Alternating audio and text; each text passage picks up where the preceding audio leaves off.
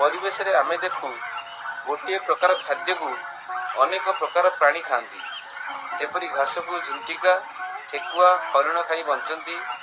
अन्य पक्षरे गोटे खादक प्राणी केवल गोटे प्रकार खाद्य उपर निर्भर न करी अनेक प्रकार खाद्य खाई बंचे।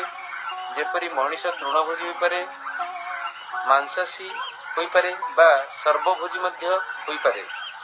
संक्षेप रे कहिले परिवेश रे गोटे जीव विभिन्न प्रकार खाद्य खाई बंचे एवं सेही प्राणी को अन्य प्राणी माने खाद्य भाव व्यवहार करती। तेणु परिवेश रे प्राणी मानक मध्य खाद्य संपर्क गोटे सरल रेखा परी न होई एक गछर शाखा प्रशाखा परी छंदी होई खाद्य जाली सृष्टि करिछि। शक्तिर प्रभाव परिसंस्थारे शक्तिर प्रभाव सूर्यଙ୍କଠାରୁ आरंभ होई उत्पादक तृणभोजी मांसाशी क्रम 1 और 2 तथा शीर्ष भक्षकठारे खाद्य जरिया पहुंचे। जेकोसी परिसंस्थारे शक्तिर प्रभाव सूर्यଙ୍କଠାରୁ स्वपोषी सबुज उद्भिद एवं तापरे समस्त भक्षक और अपघटक मानक भितरे सीधासलख एक दिगरे होइथाए। तेणु शक्तिर प्रभाव अणचक्राकार बा एक तरफा। परिसंस्थारे शक्तिर प्रभाव तापगति विज्ञान दुईटी नियम अनुଯାयी होइथाए।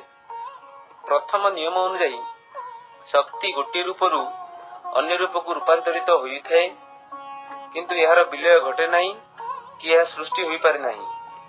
सबुज उद्भिद आलोक श्लेषण जरिया सौर शक्ति को रासायनिक शक्ति रे रूपांतरित करिबा यार उदाहरण।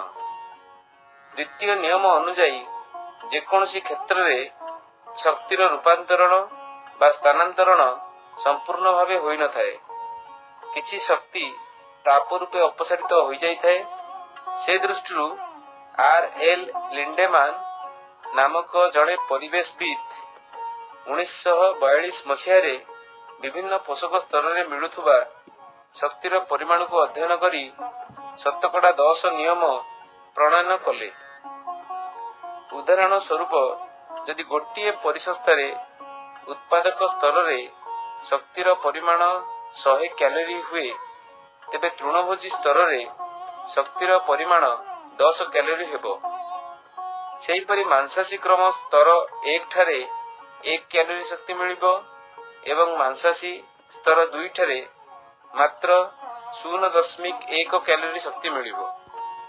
एथिरु आमे जानिलु परिवेश रे तृणभोजी स्तर रे सबुठु अधिक शक्ति मिलिथाए एवं शेष स्तर ठारे सबुठु कम शक्ति मिलिथाए।